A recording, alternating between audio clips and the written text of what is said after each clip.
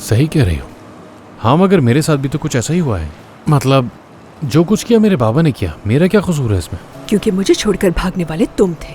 देखो, हम दोनों अपनी जिंदगियों को अलग अलग नजरिए से देख रहे थे। यानी जैसे ही मैंने सोचा कि अब हम एक साथ हो जाएंगे, वैसे ही मुझे प्रेगनेंसी की खबर मिली। और मैंने जब ये सोचा कि हम दोनों मिलकर इसको भी।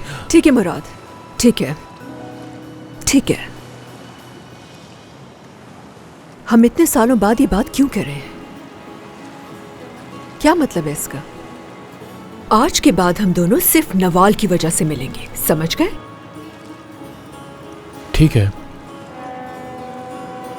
अगर हम दोनों साथ होंगे तो नवाल के लिए भी अच्छा होगा ना। तुम्हें नहीं लगता कैसा चाहिए? हम नवाल के लिए क्या कर सकते हैं? उसके मुस्तकबिल को कैसे बेहतर कर सकते हैं? अब से सिर्फ इस बारे में बात करेंगे। आज के बाद हमारा ताल्लुक जो भी होगा वो सिर्फ नवाल की खातिर होगा।